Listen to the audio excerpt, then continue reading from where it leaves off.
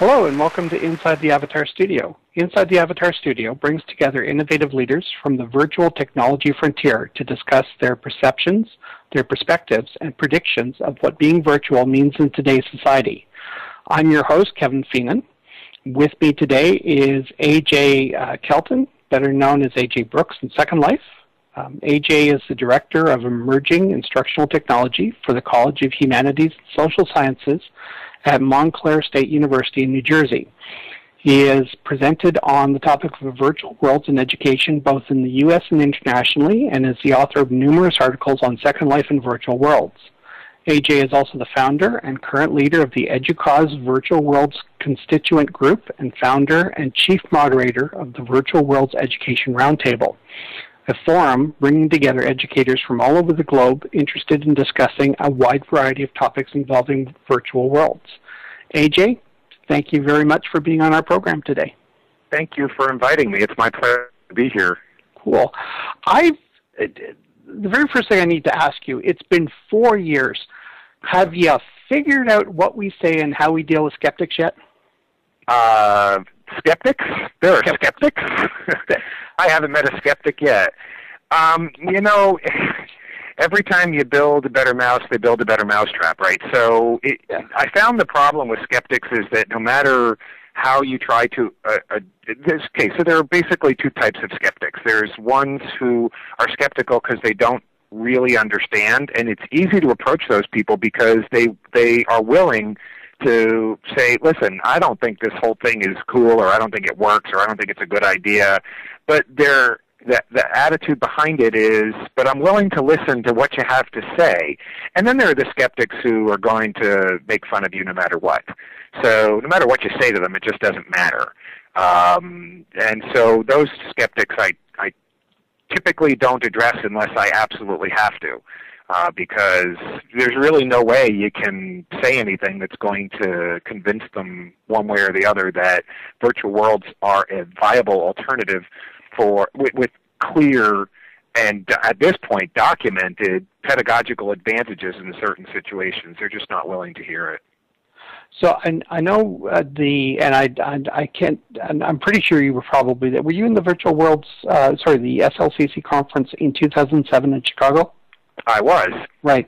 Where Larry Pixie had, as far as the ending keynote address, he was basically saying this whole thing in terms of you can't really tell somebody about Second Life.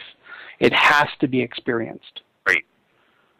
Right. Right. I would completely agree with that. I mean, it's sort of like telling someone how something tastes, right? I mean, you can describe mint chocolate chip ice cream until you're blue in the face, but until someone tries mint chocolate chip ice cream, they're really not going to get it. So, by the way, you all now know what my favorite ice cream is. So, there we go. Now we know what to get you for Christmas. That's right. That's right. Cases of mint chocolate chip ice cream. I have a big freezer in the basement, not a problem. But yeah, I think it's really hard to, even with the videos, we obviously do a decent amount of work, or have in the past done a decent amount of work here at Montclair State University with virtual worlds, and one of our signature projects has been the Theorist Project, which we're proud to say that now that the island that the Theorist Project in Second Life it's not been renewed, we're moving into our own island on Jocadia Grid. We're going to be introducing that soon. So even showing people a video of that doesn't really do it justice. They need to experience things like this themselves, and then they get it. They can, more often than not, you see, when they come in and they experience it and they're open to understand, you can see a light bulb go on, even if they don't think it's for them, right? So, I don't remember who it was that said something along the lines of that, I'm willing to entertain a thought even though I don't agree with it. And so, we have plenty of faculty here who say, this looks really cool. I don't know how I would apply it to what I'm doing, but I think it's cool that you're doing it. And it's after they see something, in person, and the light goes on. Oh, okay, now I get it. Now I understand. Right. When you're talking about bringing somebody into the environment and this idea about now I understand, one of the things that I've noticed, and it's something that I'm getting a little bit jaded as I've been here for a while, but you start looking at different builds, and there's a lot of, like, you go to certain builds and there's a lot of static content, which is kind of cool, just the fact that we can, even just do that. But when you're bringing something new in, how important is that aspect of having dynamic things that people have immediate access to on first entry into something like this? That's a great question, and I think it's very important. I think it's critical, because one of the things that I think we need to do with the virtual environment is show why it's different than the rest of the static environments. What makes it different than a web page? What makes it different than a webinar or a webcast or a video conference? What makes virtual worlds different? And the ability to interact with different objects, to have different objects do things, and it's not just, and so pretty much everything I couch at this point is sort of, you have, Second Life, which is doing some things, and then you have OpenSim, which is sort of catching up from behind. So some of these things do apply to both, and some of them right now only apply to Second Life, and some of the things that are coming, like pathfinding, right? So we've only seen videos about pathfinding, but being able to do pathfinding, being able to truly interact with, have NPCs to interact with, that's a big thing. I know many of you know Iggy Onomatopoeia and his Nevermore build with his Poe work that he's done, and the Usher House.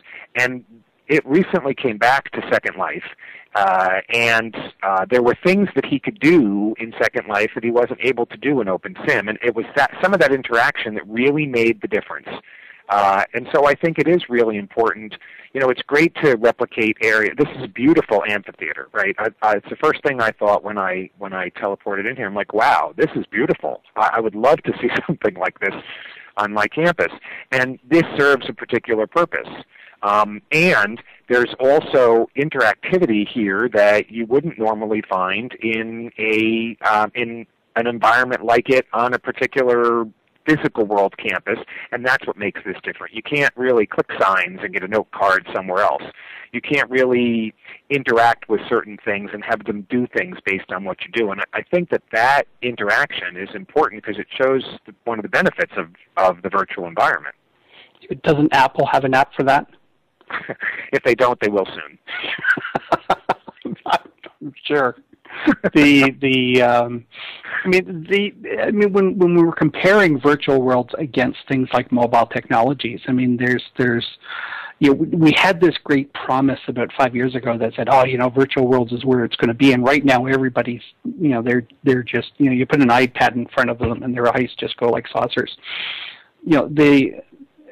Has that sort of detracted potentially from sort of the promise of what virtual, the 3D virtual world was sort of going to enable business and education from potentially doing? Well, yes, of course. I think part of the reason why we all thought that this was the best thing since sliced bread was because we had seen a dramatic change over a short period of time from when we first got in. All right, so for old timers like you and me, we saw a very dramatic difference with additions of things, and then all of a sudden those changes stopped. And the innovation that was virtual worlds stopped. So what we did was we based our observations. The reason we thought that virtual worlds were going to be it, and I was one of those people too. And I've had to eat those words, right?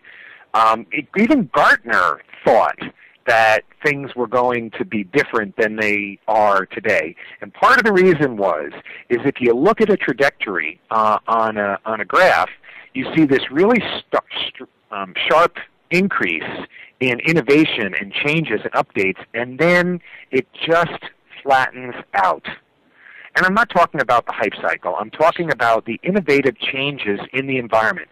I have a student works for me. He's a federal work study student. He's 18 years old. He's a freshman. And he works on our team here. And one of the things that our team does is when they first start working is they learn how to work in Second Life. And when he came in for the interview, and what I do is I do a traditional interview, but then I sit them down in front of Second Life and I say, okay, here's 15 minutes in Virtual Abilities Orientation Island. After 15 minutes, I'll come back. And so I let them roam around for 15 minutes. And so when I came back to him, the first thing he said to me was, I looked at this a couple years ago. It looks exactly the same as it did then. And so granted that meant he was on the grid as a minor, big surprise. But you know, that was so telltale to me that was this last September too, that for 2 years that he did not see a dramatic change in the SL environment. And in the first year that people like you and me were in Second Life, we did see dramatic changes. I mean, I can remember when voice got added and everybody was like, oh, voice is going to be the death of virtual worlds. And other people were like, no, it's going to be the savior of virtual worlds, right? And and obviously it wasn't the savior or the death, but you know, it was a big deal. And in that short period of time, we saw very significant changes, and we based our future predictions that those changes were going to continue at that pace, and they just haven't. And yet technology around us has changed at that pace. I mean, the fact that we can't do Second Life on an iPad, okay, listen, I understand that this is a very complicated technology. The fact that most people don't get how complicated these interactions are and what's really, really going on in the background to make sure all of this happens. I get that. But the world is changing at a very fast pace, and virtual worlds are not keeping up. And that's why we're now back behind the curve, and people are saying, oh, yeah, well, that's a was thing. It's not, it's not on the vanguard anymore because they've not kept up. The fact that I can't do a virtual world anything significant on my iPad is a significant detractor. I don't think it would be particularly good on a mobile phone. Maybe you should, and I know that there are mobile apps. I know that. And I don't use them. I know others who do for simple things. But if I really want to get people involved, I think they need to develop a mobile way to interact with this. And I think it's coming, but the big boy didn't jump on the ship, right? I think that's really what the problem was, is this was a train that was being pulled by Linden Lab, and they just stopped going in a particular direction and made some business decisions to go in other directions. Decisions I'm not sure I would have made, and decisions I'm not sure I agree with. Right. I don't think you're going to get too much of an argument for me on that one, because I didn't think so. Let's put it this way. I mean, one of the big things that really, what was that? I think it was 2008 at the SLCC conference. Here it is. You've got all these educators down in Tampa, Florida, and we're sitting there going, Linden Lab still needs to innovate. And by the way, here's a list of things that we absolutely need. Right? They asked us for that. They did, and they did asked us nothing for that list. Yeah. So but in the meantime, they had completely changed the way that they were going about things, right? I mean, they started this whole, we're going to take this platform and we're going to jump into bed with big business, when the platform just wasn't ready for it yet. Yeah. I mean, the core things like just peer-to-peer file sharing, being able to, for an instructor to be able to come in and drop a folder of, here's your homework for this week. You can't do it, and I'm sorry, note cards just don't cut it, right? Right, that's right. Well, and I think that for better or for worse, that the folks who are running Linden Lab at this point have made it abundantly clear that certain markets are not their focus. It's not that they don't want our business. They're happy to have our business as educators, but they have said we can only have so many irons in the fire. We can't tend to all of them. And so we can only focus on some of them. And education, nonprofits, were two of ones that were dropped. Clearly by firing the entire education staff and dropping the discount that was keeping many people in Second Life, sent a very clear signal. And the people who worked for Linden Lab at the time told us that. They said, listen, we appreciate your business. We're happy. I had a conversation with Terrence at the Virtual Worlds Education Roundtable, and he said, we need to drop back and punt and focus in certain areas, and education is not going to be one of them. And so, I think it's so they don't care that we can't drop no cards, anything better than no cards. They're looking to them. I'm not in their board meetings. I'm not in their weekly meetings. I don't know what they're saying, but it seems to me as if turning Second Life into a game environment or an environment that's more, game-oriented seems to be where they're headed. And personally, I don't think people are going to look at Second Life and say, let's go play that game, when they can look at much significantly better graphic games. One of the benefits of a virtual environment like this is you have user-generated content. The reason why World of Warcraft looks so awesome is because you can't move the mountains, right? You can't change some of the buildings. They don't have the same kind of user-generated content that we have. So they can afford to use up some of that space with really great high-res graphics. We don't have that, and I don't know what they're thinking. Well, I want to talk on the gaming aspect of a little bit, because it raises an interesting thing. I don't know if you've been in. I'm assuming you probably have, because you seem to be in everything in here. But if you've been into any of the Linden Realm games that they've sort of set up, and maybe it's just me, but I've gone into a couple of them, and it just seems that here it is. We've got this environment that is aimed for, at this point now, 15 plus. Right? Used to be 18 plus. They've sort of dropped it 15, whatever. So 15 plus, and Linden Realms is creating games designed for 8-year-olds. And I'm sort of like, yeah, there's some interesting things they're doing with Linden Realms that maybe educators and business owners and what have you can take advantage of, but there seems to be this big disconnect. And I don't, is this something that you've been noticing as well, or do you have a different... I think you're right. I think that one of the interesting things about Linden Realms is the tool set that was released that makes certain things that weren't available previously soon will be available, or are now becoming available.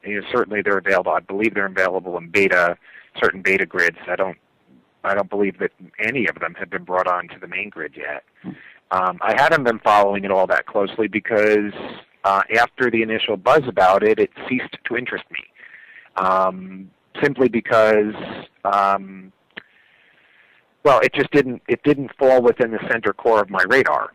So it wasn't something that, it's like I figured if something significant developed that I would hear about it. And I haven't heard much about it. So... Well, at the same time, we haven't heard all that much about Mesh either. Mesh was one of those things that sort of popped up its head, and then it's just sort of not quite died, but... Well, Mesh was going to save Second Life. Yeah. And Linden Realms was going to save Second Life. And the fact of the matter is that getting a stable environment that has voice that works on a consistent basis and... it reduces lag, and I was saying before the broadcast that I had to stay at work tonight to attend this at home. At work, because my home computer, which is not an old computer, doesn't run Second Life well anymore, and it certainly has great trouble running anything else while Second Life is open, including, especially something that's resource intensive like an application like Skype or something along those lines. So until we get past some of that, it's going to be, the point of entry needs to be, listen, improving the first hour experience is really important.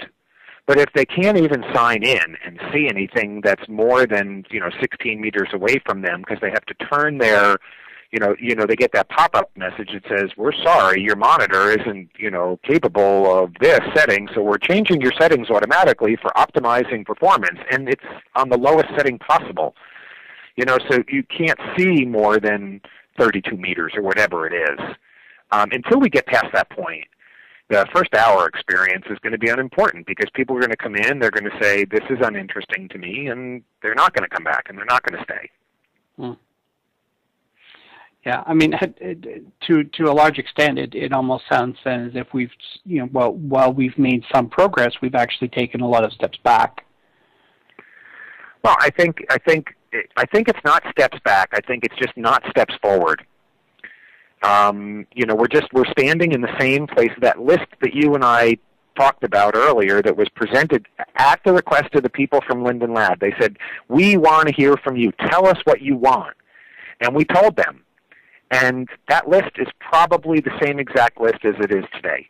Because I know that when we talk about these things at VWER, that people are bringing up the exact same issues. And some of these people are people who haven't been in for years. So they're coming up with these ideas on their own. Well, that was it, because one of the things that I actually wanted to ask you about was this thing in terms of, right at the moment you're very quickly approaching the 150th roundtable for VWER, and so in the library you've got like 147 of them there. So within the next couple of months you're going to hit 150, which is kind of cool. But topics that come up time and time again, I'm sure there's a number of real hot buttons that people just keep saying, what about this? Why can't they do this? How do we fix this? Are there very, very specific ones that people are very, put more emphasis on or get more passionate about than some of the other topics? I'm sure there are. Yes. First, we haven't imported all of the library into that library on our website. So it's 147 or whatever. I'm amazed that you actually sat and counted them. So we were actually over 208. I think that this last week's with you guys will be 209 because we just celebrated our 4th anniversary. Some of the older ones, we were the Second Life Education Roundtable for a while, and then when we saw what happened to Jo Kay when Second Life turned on her and served her a cease and desist order for using the SL in her wiki that was an amazing resource for all of us. And then I know that a similar instance happened with the guys from Sloodle. We, as an organization, met and decided. Ultimately the decision was mine, but the advice and the consult was all the same from everybody, and that is, we need to detach ourselves because someday it is going to be about more than just Second Life. And that's when we changed our name to the Virtual Worlds Education Roundtable. So for about a year and a half, we were the Second Life Education Roundtable. And I think that we hit on the two biggest issues that people have. One is usability, and the other is the steep learning curve, or that first hour experience. So, in education, when we talk about someone like what we've had to do here, thank goodness we had very good cooperation from our Office of Information Technology here at Montclair State University. They deserve. Very often people at universities are critical of their OIT or their IT department, and I'm one of those. But in this particular instance, I can't say enough about how cooperative our OIT department has been making sure that Second Life is available on all public computers here at Montclair State University. So we have 3 public computing labs, and the SL client, the most recent SL client, is on all of those computers. So students who say they can't do Second Life for their courses on their home computer can go into a public lab or take a loaner out of the library, one of the library computers. They have loaner laptops for like an hour or two, and they can do their homework. So we're very lucky in that respect that we've had that sort of cooperation from them. But until I'll give you a very good example. A couple of years ago, Montclair State University signed an agreement with, at the time it was WIMBA, then we switched to Illuminate, and of course those have now been bought by the evil empire Blackboard, and it's called Collaborate. So the reason why we signed a license with them is because it was a good synchronous classroom type product, and it was something that could be used even at dial-up. So even someone who had dial-up access could use, at the time, it was Illuminate. I don't know if the same is true for Collaborate, but at the time that was true for Illuminate. That was very important because I'll give you another example. I know of a student who works on campus who has no internet access at home. And in order to do his work, he needs to go sit at a local Dunkin' Donuts or whatever it is. And he has to borrow the one laptop, the one computer that the entire family shares. And this is, I don't live, I live in New Jersey. This is, a fairly metropolitan area.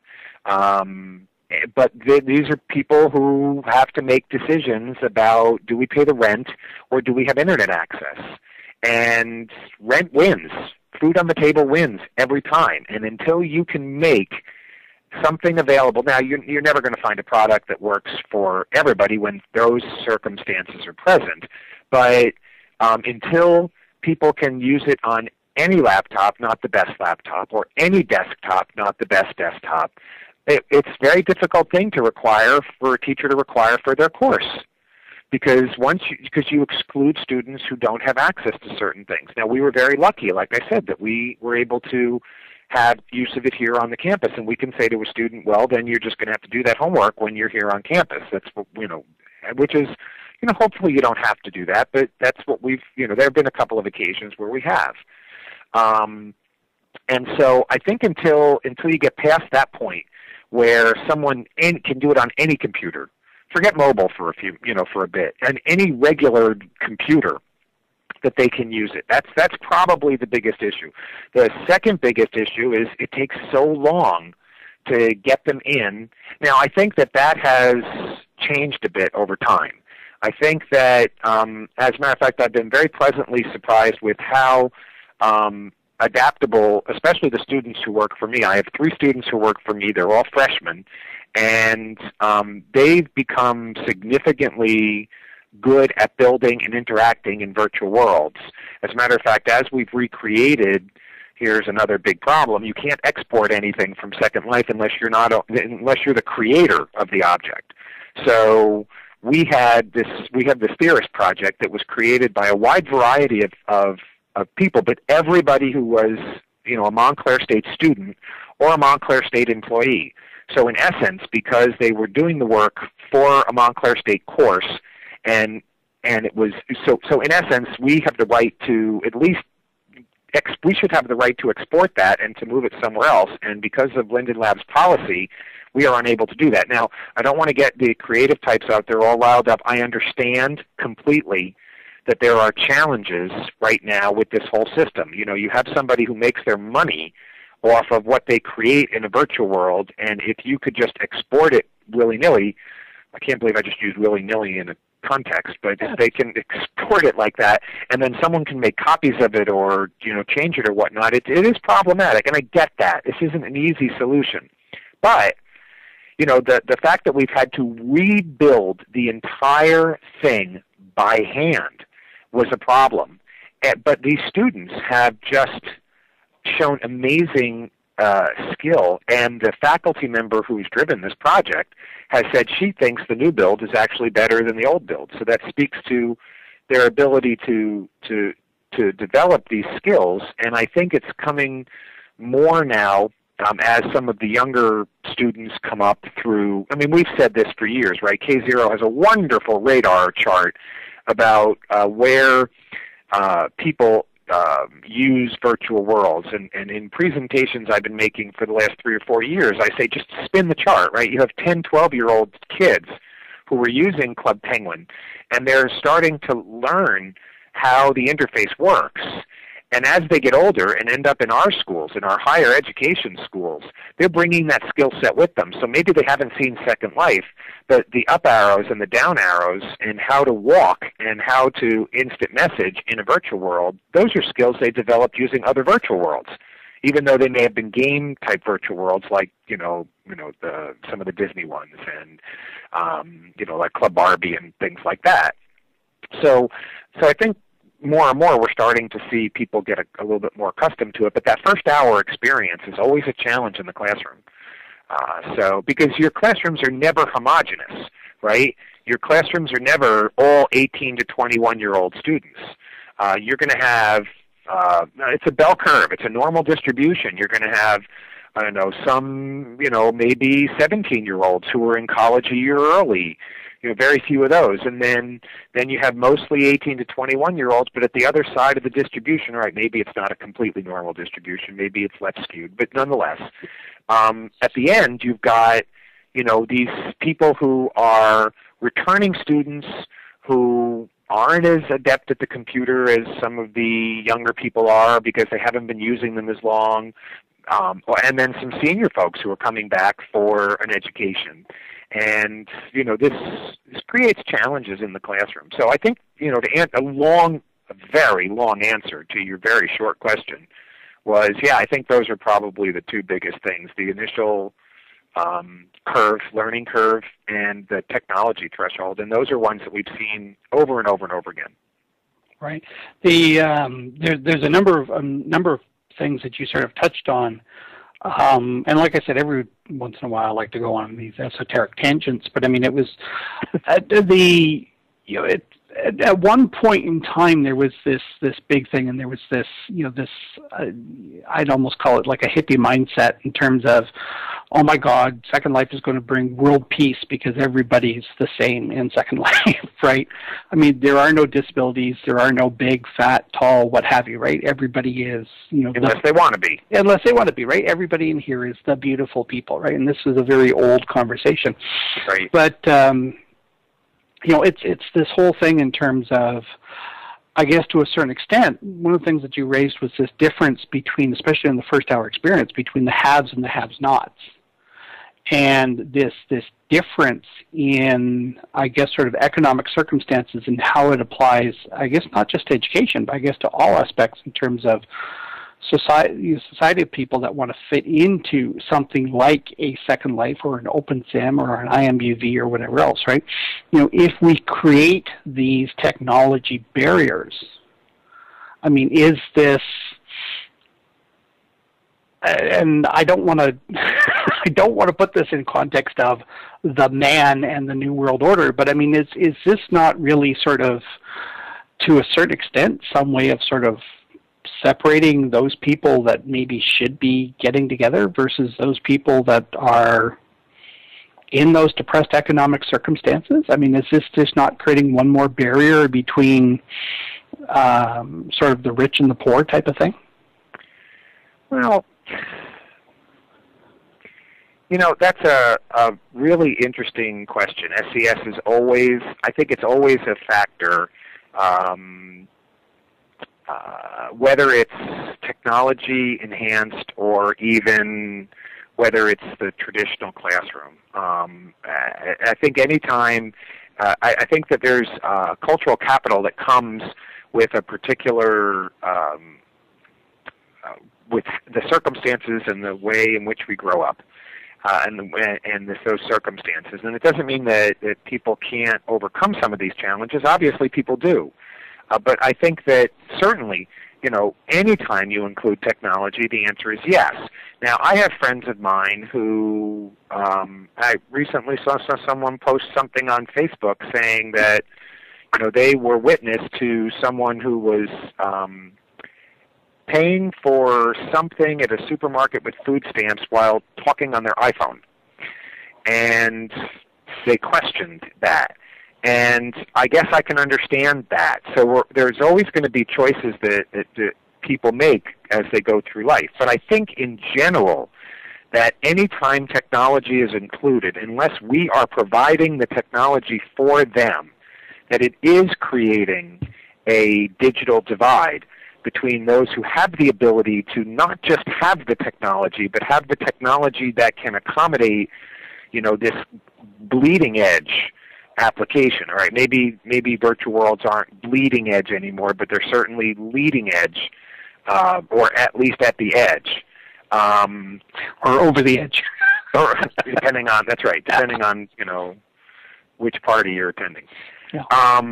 So yeah, I think it does, and that's why I think it's important that we strive to, if we're going to use it in education, then I think that it's important that we strive to provide an equal experience for folks by doing the model that Montclair has set down. I think is a great model, where we make it available to them in the public labs. So it's sort of leveling the playing field. Now, like any state, New Jersey has very well-to-do areas where young people have computers all their lives. My niece was very fortunate she's now 18. She has had, I have one of my favorite pictures of her is when she was maybe 5 or 6 years old, sitting at my father's desk, which is where the computer was in my parents' house, and she's sitting at the computer. I don't remember what she was doing. She couldn't have been doing anything too complicated because this was, 13 years ago. So maybe she was a little older than that. But I know that there are, I just mentioned the young man that I know who they only have one computer that they share and no internet access at home. I'm sure there are many people in cities like Patterson, Passaic, Camden, Newark who have the same problem, or same situation, and they come to Montclair State University as students. And so if they're sitting in a classroom, that student and the other student, and it's, let's say, a writing class, okay, so the student who's grown up with the computer all their life, they're going to be facile at going, even if it's going to the public lab, they're going to be much more facile at using the computer than someone who the first time they even saw a computer was the 3 that were in their computer room in their high school. And they never saw one at home, and maybe if they were lucky, they got a half hour on it every time they needed it. Mm. So this is what I meant about cultural capital and socioeconomic status. And so I think you're absolutely right that we do create, as much as technology catches up to try and close the digital divide, we always find ways to reopen it, and to some extent, so not we individually, but we as a society. And I think as long as there are innovators who are out there willing to say, I want to try this, and educators or innovators, they're always willing to say, hey, this looks cool. How can I apply this to make learning better? That's one of the things I love about being involved in this industry, is that there are so many people out there. A lot of times some of these people are afraid of technology, but you get someone who finds something that they really are interested in, and it's, let's go. How do I do it? Teach me. It's wonderful. These are the pioneers. And that's one of the things about educators in the virtual world, is that they are truly pioneers. The problem with pioneers is they're always the ones with the arrows in their back.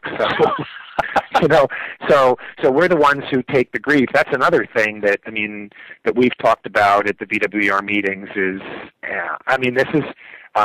This is something that that Iggy is going to be trying to herd the cats tomorrow at 3 p.m. Second Lifetime, when the VWR holds our special meeting, which we're so thrilled to be doing. Thank you so much for the invitation. Following an exceptional keynote. I'm going to put a plug in here for your conference and for the keynote. No Clue Kid is awesome, and people should tune in and go and listen to what she has to say. She's amazing. And then stick around for the VWR meeting, and Joe Isid, Iggy Onomatopoeia, is going to be taught. The title is Resistance is Futile. How do we overcome this gap now that's created where people say virtual worlds are so yesterday? It's tough. It goes back to your question about the skeptics. Mm. Yeah, well, I mean, the skeptic was actually something that you guys had on the about the VWER, right? In terms of the original question that was asked when you guys started this. I want to ask one more question on this idea of social leveling, because and then we'll go off on a little bit of a different direction. Inside the education field, I mean, obviously, universities, colleges, high schools, what have you, they have a vested interest in establishing a social contract in order to level the playing field for as many people as possible that go through those types of educational systems. I mean, there's always the whole thing about can you afford to go to college, but sort of once you get there, there's this real impetus to try to make the playing field as level as possible. Should companies like Linden Labs, because I mean we all saw where Philip Rosendale was taking things in the very early days of Second Life, but should companies like Linden Labs have a social contract with their customer base? Well, that's it. I mean, I don't know the answer to that. I think, but what I do think is that if they establish a social contract with them, that it's wrong to change that.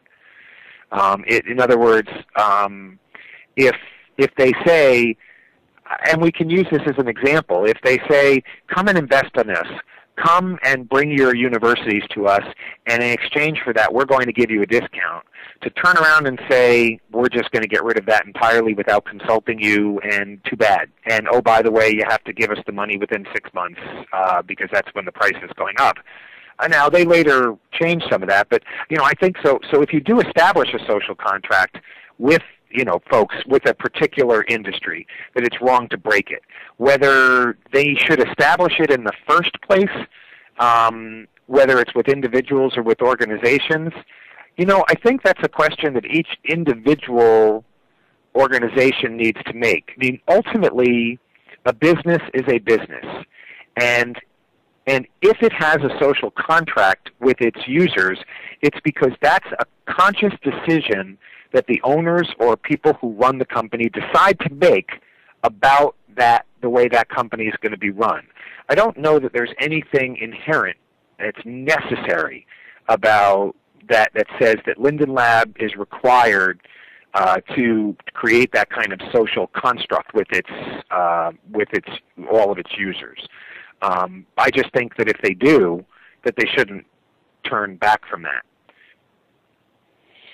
Right. So, because I guess just to a certain extent, I mean, we have this dichotomy between, corporations being considered a person under the law, and then, really corporations being, literally the whim of whatever the board of directors that are sitting at that particular point in time. Right. So, right. And we've clearly seen that with Linden Lab over the past, 4 years in terms of the multiple turnarounds that they've done. Well, right, but that would be predicated on the fact that you believe that it's right that corporations should be considered equal to people under the law, right? I don't believe that should be. I mean, so right. So this goes to the heart of Citizens United and some of the things that have happened recently, which hopefully won't stay on the books longer.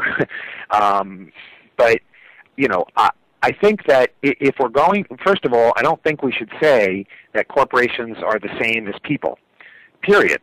I think that corporations aren't the same as people.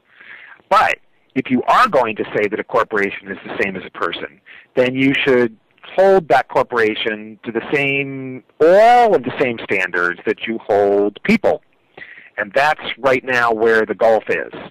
Right, so the whole premise, I in some ways reject the premise, and that is that I don't think corporations should be treated like people. They're not.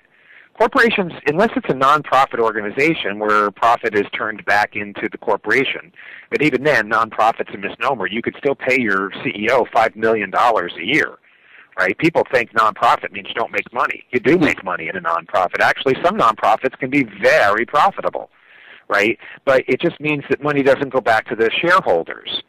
So, but a business, a business has only one interest, and that is to remain in business and to be profitable. Now, individuals who are running those businesses may choose to infuse in their business different ethos, different things, and that's up to the individual. But I think business as a whole, I mean, you don't get into a business to not make money. I mean, don't get me wrong, there are people who are going to listen to that and they're going to say, well, yeah, I got into this, well, but that's, I think that the culture of business, of a corporation, of a company, is that you want to be successful.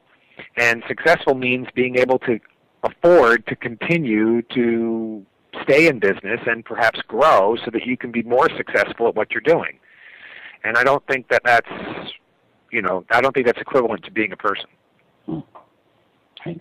So let me move off that topic for the time being, because I don't want to beat that one sort of to death. In terms of where we're going with all of this stuff, in terms of what the next 5 years or so are looking at. I mean, you've talked a little bit about in terms of this Pathfinder thing that's upcoming, and some of the differences between OpenSim and Second Life, and obviously there's other types of things that are out there. Are there other types of technologies that, from a virtual standpoint, that you feel that educators really should be paying attention to, like over the next little while? Oh, goodness. I tossed my crystal ball out a couple of years ago. There goes that question. Yeah, because it was always very fuzzy. To be honest with you, I mean, especially 5 years.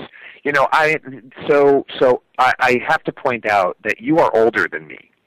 So I just wanted to point that out. So you're older.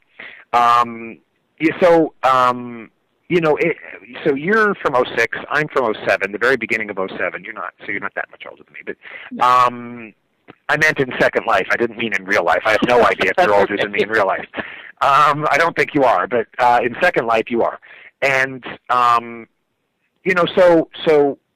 I could not have imagined 5 years ago that this, even as stagnant as it's been for the last 3 years, that we would be where we are today. And I think that goodness gracious, the iPad's only 2 years old. And so who knows? And now they're talking about these Google glasses that are going to, with augmented reality. So, I have absolutely no clue what the next big product is going to be. What I can say to answer your question is engagement is the key to success. It's true whether you're talking about virtual worlds, that's what we talked about 4 or 5 years ago when we first started talking about this, was the engagement. You're so engaged in the virtual world. It's very engaging, right? Now augmented reality, where you can take your phone. I have this app. I mean, I happen to live in a metropolitan area where I can do this. New York, I live just outside of New York City. As a matter of fact, I attend school in Manhattan. So, it's very easy for me. I have this one app that it's called What Was There? And people upload their old pictures of streets and buildings, and they load them into this app, and you can go and hold your phone up, and it will show you through your viewfinder an opaque picture of what that street looked like from the same vantage point that you're at, as to what was there. The same idea as if you hold your phone up and it shows you, a bubble pops up that says, ooh, this is Einstein Bagel, and ooh, this is Starbucks, and ooh, this is the Chrysler Building, and then you can click on it and it tells you about the Chrysler Building. So those kinds of cool things that are engaging the users, that's the key. That's the key to success in anything, I think, that's going to, because the attention span on people have gotten shorter and shorter, right? Because, we were called the TV generation because we have commercial length, 15 minutes, then we have to have a commercial, and then another 10 minutes, and then we have to have a commercial. And now it's even shorter than that. And it's not, I don't know that it's necessarily the attention span, but it's our overwhelming desire to take in data, whether that's conscious or subconscious, right? We want more and more and more. Give me more, give me more. That's why people are constantly on their mobile devices. They constantly want to interact. They constantly want to engage with their communities. or with whatever, Facebook. It's a great example. They want to engage with their friends. They don't go on there. Twitter, okay, maybe Twitter's a little bit voyeuristic, but you feel part of a community, so you're engaging with it, albeit passively, right? So whatever the next thing is going to be, it's going to be just like what this thing was and what the thing before it was, in the respect that it's going to be engaging. And so perhaps the question wasn't a dead question after all. This idea of engagement, though, is there? I mean, it certainly, and I'm going to go back a little bit further than I care to admit, but the advent of email was, this is this big evil thing. Oh my God, people can actually, reach me in terms of electronic messages, and to a certain extent, because everybody just started, instead of communicating with one another, they started emailing with one another. And we've now gotten to a point where people are experiencing email overload, right? And we have information overload, and we have, to a large extent, are we not also creating a society where it's just constant, nonstop overload of engagement? No, I don't think so. I think that what's happened, though, is that as these new things come up, we don't have schemata to know how to deal with them. So we haven't developed behavioral patterns and cognitive patterns that teach us how to deal with them. And so, we don't really have best practices to go on. And so this overload happens, this cognitive overload happens, because we haven't developed the foundation upon which to say, oh, that's too much, or that's not enough, or this is right, or this may not be right. And so I think that the generations that come after us they'll have us as the giants upon whose shoulders they can stand. And so I think that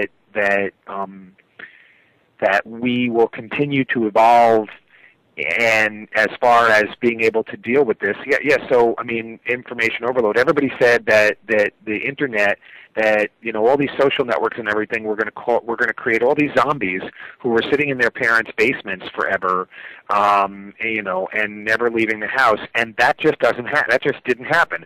Does it happen? Of course it happens.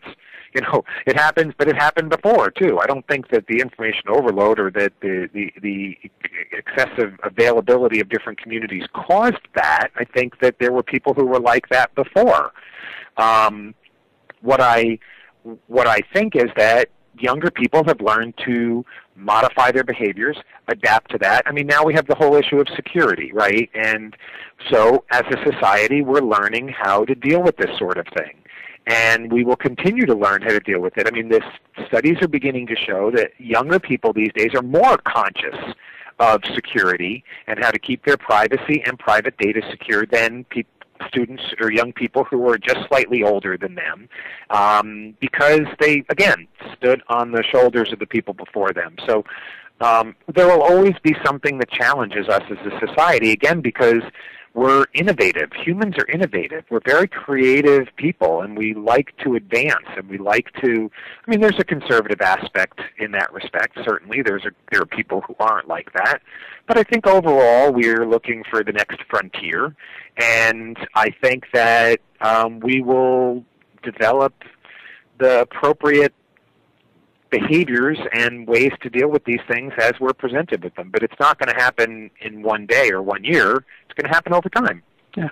I want to pick up on that point a little bit where you're talking about younger people having a greater sensitivity to the protection of their, their identity and their personal information. By the same token, is not that generation that's also growing up also becoming much more open in terms of how they are sharing information, in terms of what's there. So we've got this dichotomy between the fact that by virtue of the fact that we have all these social networks, that they're more open, but at the same time they're finding ways to sort of protect their little niche of individuality in terms of who they are. Right. So Yeah, I think that they are, although I might make a distinction by not conflating identity and personal information, because those are two very different things. I think one's identity, who one is virtually, or how they present themselves virtually, is perhaps different than the personal information that we don't want to share, right? We don't want kids, and I mean kids, 10, 11, 12-year-olds sharing their home address on the internet, right? So, but do we want them sharing that they're Roger the Rocket in some virtual world, and that, you know, that's a part of who their identity is, right? I mean, everybody knows.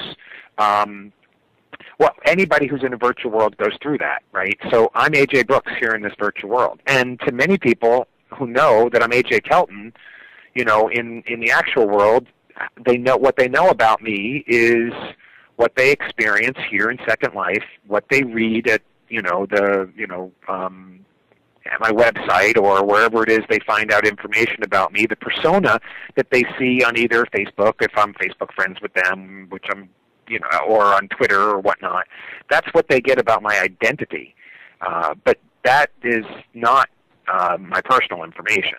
And so I think that there's a real gulf, and hopefully a gulf between those two, and hopefully that's what we're teaching our kids, right? Part of the problem here is that it's really hard for us to teach kids what they should be doing when we're still learning it ourselves, right? Things are changing so rapidly that, I mean, the reason that kids are excessive on the phones is that we don't know how to, you know, and social networks and how they use social networks is that we still haven't learned, you know, what the way to use them ourselves. We need to be the guides. We need to not be taking the technology away from them and saying you can't use it, and then under our breath, because I can't help you and I can't teach you how to use it. We need to be saying, okay, you can use it, and here are the conditions under which you're using it. And one of those conditions is you don't tell anyone your real name. You don't tell. These are for minors. I'm talking about specifically for minors. You don't tell anyone your real name. You don't tell anyone where you live, because that's your personal information. I mean, I don't post my social security number anywhere. I don't post my address anywhere. Although, I mean, you know, I have my name, but that's different. So, anyway, I don't know if that answered your question. Well, no, it's. I think to a certain extent, I could almost, you know, have almost another full hour of a conversation just on that. But I know that we're sort of approaching the top or the bottom of the hour, as the case may be. So I'm actually going to ask you to bring back the crystal ball for one last question here in terms of, you know, what do you think the impacts of virtual worlds will be on society 5 to 10 years from now?